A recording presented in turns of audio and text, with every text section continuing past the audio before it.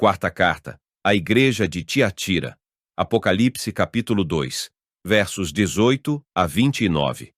Que diz assim: E, ao anjo da igreja de Tiatira escreve: Isto diz o Filho de Deus, que tem os olhos como chama de fogo e os pés semelhantes ao latão reluzente. Eu conheço as tuas obras, e o teu amor, e o teu serviço, e a tua fé, e a tua paciência, e que as tuas últimas obras são mais do que as primeiras.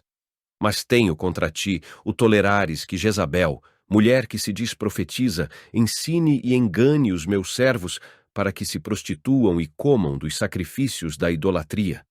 E dei-lhe tempo para que se arrependesse da sua prostituição, e não se arrependeu. Eis que a porei numa cama, e sobre os que adulteram com ela virá grande tribulação, se não se arrependerem das suas obras. E ferirei de morte os seus filhos, e todas as igrejas saberão que eu sou aquele que sonda as mentes e os corações. E darei a cada um de vós segundo as vossas obras.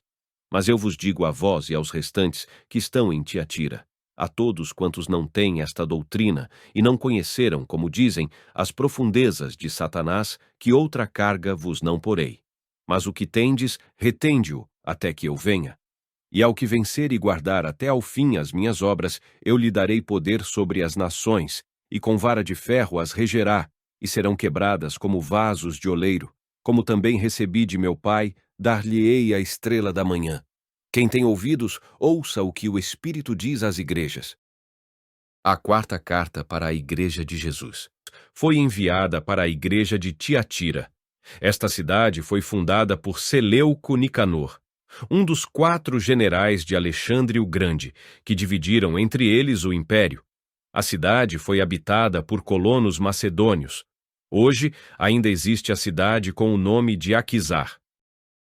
Jesus se apresenta como o Filho de Deus, que tem os olhos como chama de fogo e os pés semelhantes ao latão reluzente. Os olhos de fogo simbolizam a onipresença de Cristo, mas também representa sua ira contra o pecado. Algumas denominações durante o culto clamam para que desça fogo do céu, e isto não é o correto. Geralmente, quando na Bíblia é citado o fogo, ele representa o elemento que pune o mal. Podemos ver essa verdade quando Deus puniu Sodoma e Gomorra com o fogo abrasador. Essa verdade pode ser conferida no livro de Gênesis capítulo 19. O povo que estava do deserto, rumo à terra de Canaã, não se cansava de reclamar de Deus. E nesse momento, Deus usou o fogo como instrumento de punição. Essa verdade está escrita no livro de Números, capítulo 11, verso 1.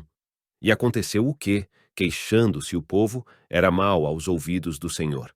Porque o Senhor ouviu, e a sua ira se acendeu, e o fogo do Senhor ardeu entre eles, e consumiu os que estavam na última parte do arraial. Num trecho profético sobre a volta de Cristo, no livro de Isaías, capítulo 66, versos 15 e 16, diz o seguinte: Porque eis que o Senhor virá em fogo, e os seus carros como um torvelino, para tornar sua ira e seu furor em sua repreensão em chamas de fogo.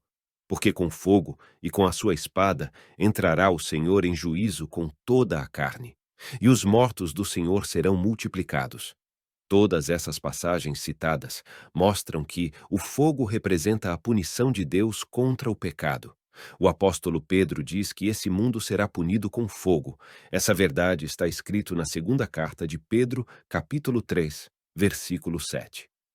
Que diz assim: Mas os céus e a terra, que agora existem pela mesma palavra, se reservam como tesouro e se guardam para o fogo, até o dia do juízo e da perdição dos homens ímpios. E há muitas outras passagens bíblicas que faz ligação do fogo à punição de pecados. Jesus sabia muito bem das boas qualidades da igreja de Tiatira, mas no versículo 20 ele mostra a falha grave da igreja. Havia quem simbolicamente foi chamado de Jezabel. Jezabel foi uma princesa de Sidom, filha de Etbaal. É bem provável que havia uma falsa profetisa na igreja de Tiatira. Essa mulher, no Velho Testamento, casou-se com Acabe, o rei de Israel. Ele cometeu um grande erro em casar-se com ela, pois Deus havia proibido casar-se com mulheres estrangeiras.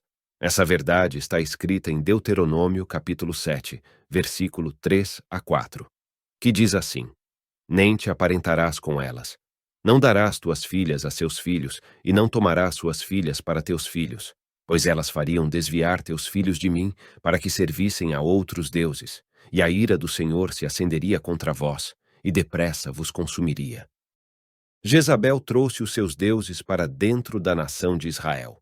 Ela dominou o seu marido e a nação de Israel. A nação não devia ter tolerado aquela mulher, porém não tinha ninguém com coragem suficiente para enfrentá-la. Afinal, ela era uma rainha que exercia grande influência no povo e até mesmo sobre rei de Israel. Jezabel era um mau exemplo para a nação de Israel. Ela praticava prostituições, o seu próprio nome significa desonesto e sem caráter. Assim, era a falsa profetisa que estava perturbando a igreja de Tiatira.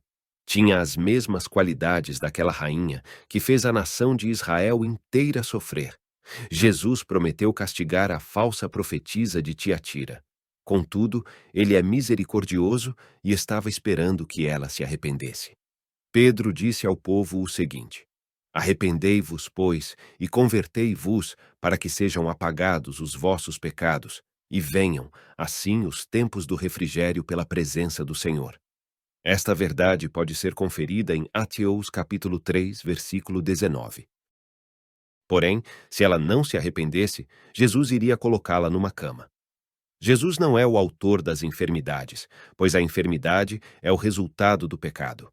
Contudo, Deus, sendo soberano, ele pode usar a própria enfermidade existente no mundo para castigar os maus. Deus disse que mandaria enfermidades AOS que não lhes obedecessem. Jezabel fizera de sua cama um lugar de concupiscência e vício. Em contrapartida, Jesus daria a ela um leito de dor e sofrimento pelos males que tinha cometido. Esse leito de angústias envolveria pragas, enfermidades, tragédia e até mesmo a morte. Jesus, sendo misericordioso, prometeu para a igreja de Tiatira que não exigiria dela o impossível. Deus dá para seus fiéis todas as facilidades para servirmos a Ele. No verso 25, Jesus nos ensina a responsabilidade de guardar o que conseguimos. A salvação é de graça mediante a nossa fé na pessoa de Jesus Cristo. Mas o galardão é algo que devemos ganhar através da nossa fidelidade e trabalho. Na segunda carta de João, capítulo 1, versículo 8, diz o seguinte: Olhai por vós mesmos, para que não percamos o que temos ganhado, antes recebamos o inteiro galardão. Essa foi a advertência do apóstolo João para os cristãos do primeiro século. Jesus prometeu trazer consigo o galardão para entregar para os fiéis conforme a obra de cada um. E várias outras passagens das Escrituras nos informam que a salvação é de graça, foi paga por Jesus, e é de graça para nós. Mas o prêmio é pelo esforço de cada fiel em Cristo Jesus. Uma das recompensas do cristão vencedor será de reger as nações com vara de ferro. Quando Jesus voltar aqui para estabelecer o seu reino na terra, uma das recompensas que ele tem para os que amam o seu nome é que tenham o domínio sobre as nações. Jesus também promete para os vencedores a estrela da manhã. Jesus mesmo é a estrela da manhã. Isso significa que reinaremos com fulgor nessa terra. Em Daniel, capítulo 12, versículo 3, diz o seguinte: Os sábios, pois, resplandecerão como o resplendor do firmamento, e o que a muitos ensinam a justiça refugirão como as estrelas. Sempre eternamente. Amém.